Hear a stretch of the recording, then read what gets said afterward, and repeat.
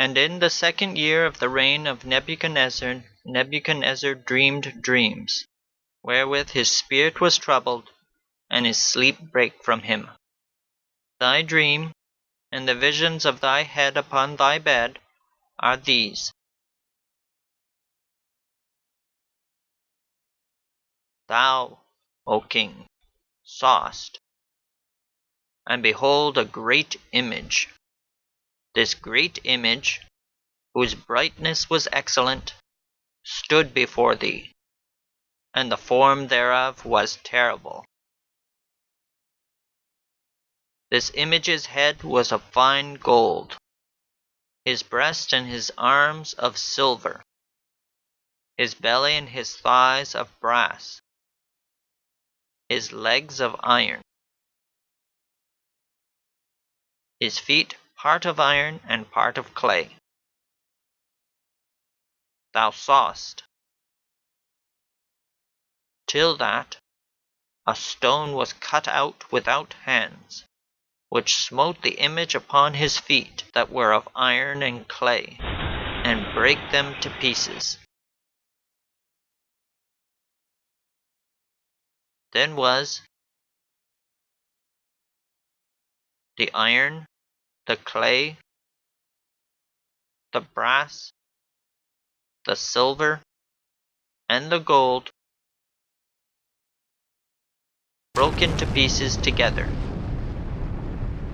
and became like the chaff of the summer threshing floors, and the wind carried them away, that no place was found for them.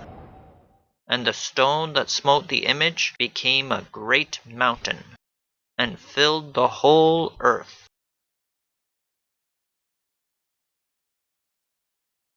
This is the dream, and we will tell the interpretation thereof before the king.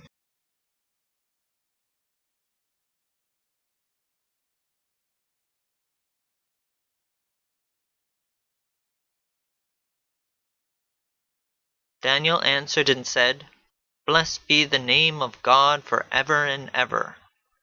For wisdom and might are his. And he changeth the times and the seasons. He removeth kings, and setteth up kings.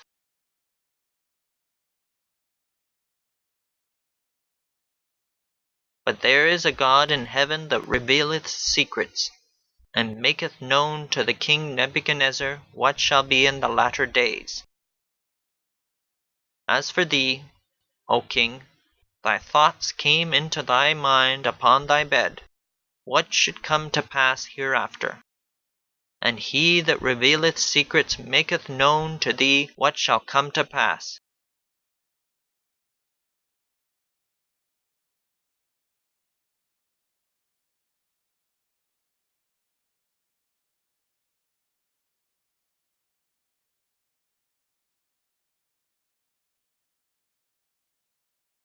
Thou, O king, art a king of kings. For the God of heaven hath given thee a kingdom, power, and strength, and glory. And wheresoever the children of men dwell, the beasts of the field and the fowls of the heaven hath he given into thine hand, and hath made thee ruler over them all. Thou art this head of gold. And after thee shall arise another kingdom inferior to thee, and another third kingdom of brass, which shall bear rule over all the earth.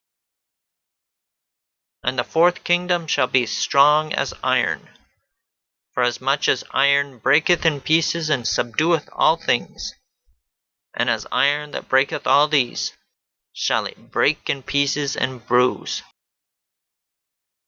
And whereas thou sawest the feet and toes, part of potter's clay, and part of iron, the kingdom shall be divided. But there shall be in it of the strength of the iron.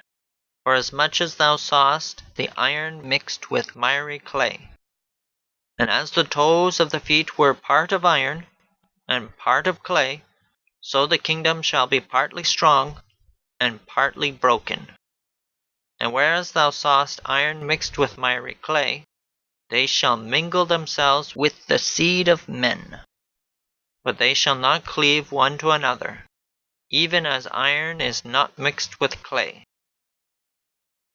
And in the days of these kings shall the God of heaven set up a kingdom, which shall never be destroyed. And the kingdom shall not be left to other people, but it shall break in pieces and consume all these kingdoms, and it shall stand forever. Forasmuch as thou sawest the stone was cut out of the mountain without hands, and that it brake in pieces the iron, the brass, the clay, the silver, and the gold.